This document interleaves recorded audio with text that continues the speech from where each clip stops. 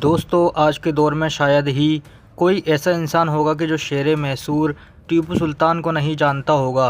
क्योंकि दोस्तों, टीपू सुल्तान ही इतिहास के वो योद्धा थे कि जिनको भारत के पहले फ्रीडम फाइटर के तौर पर भी जाना जाता है। यानी टीपू सुल्तान ही वो पहले हुक्मरान थे कि जो भारत की आज़ादी के लिए अंग्रेज़ों से लड़ते हुए शहीद हो गए थे।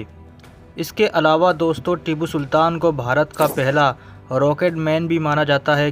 क्योंकि दोस्तों, भारत देश में लड़ी जाने वाली जंगों में टीपू सुल्तान ने ही सबसे पहले रॉकेट टेक्नोलॉजी का इस्तेमाल किया था। टीपू सुल्तान जब तक जिंदा रहे थे तब तक लगातार अंग्रेज़ों का मुकाबला करते रहे थे। टीपू सुल्तान की ज़िंदगी का एक एक लम्हा भारत देश को अंग्रेज़ों से आज़ादी दिलाने के लिए गुजरा था।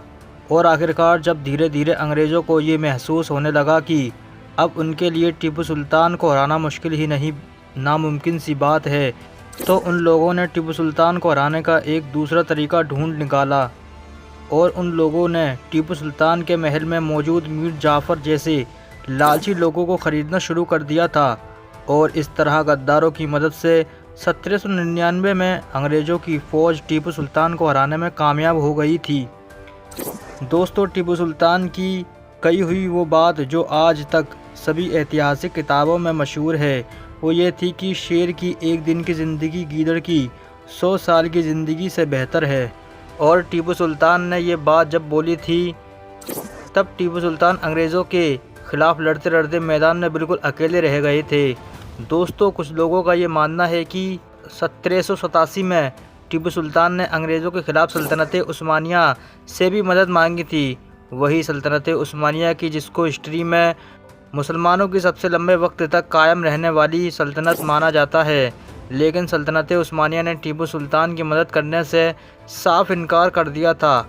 साथ ही साथ ये भी बताने की कोशिश की जाती है कि टीपू सुल्तान ने न सिर्फ सल्तनत उस्मानिया से मदद मांगी थी, बल्कि साथ ही अपना एक काफ़िला भी सल्तनत उस्मानिया की राजधानी इस्तांबुल शहर की तरफ रवाना किया था।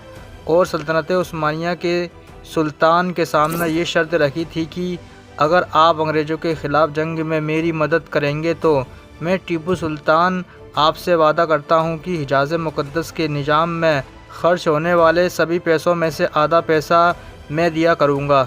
दोस्तों, अगर आप हिजाज़ मुक़द्दस को नहीं जानते हैं तो मैं आपको बताता चलूँ कि हिजाज़ अरब के उस पूरे इलाके को कहा जाता है कि जहाँ पर आज मक्का मदीना जैसे मुसलमानों के पवित्र शहर मौजूद हैं।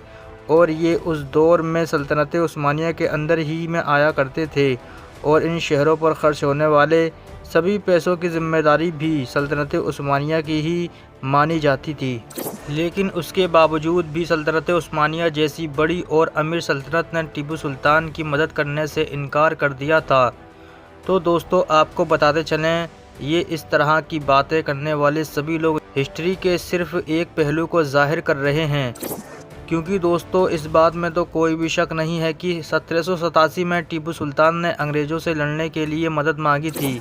लेकिन हाँ, ये कहना कि बिना किसी वजह से सल्तनत उस्मानिया जैसी अमीर और ताकतवर सल्तनत ने टीपू सुल्तान की मदद करने से इनकार कर दिया था, ये इतिहास के साथ नाइंसाफ़ी होगी। क्योंकि दोस्तों, अगर आप लोग इतिहास के पन्नों को पलटने की कोशिश करेंगे तो आपको ये मालूम चलेगा कि जिस दौर में टीपू सुल्तान ने सल्तनत उस्मानिया से मदद की गुहार लगाई थी, ये वो दौर था कि जब सल्तनत उस्मानिया ख़ुद भी हद से ज़्यादा कमज़ोर हो चुकी थी। न सिर्फ कमज़ोर हो चुकी थी, बल्कि बहुत सारे यूरोपियन ताकतों के साथ जंग कर रही थी।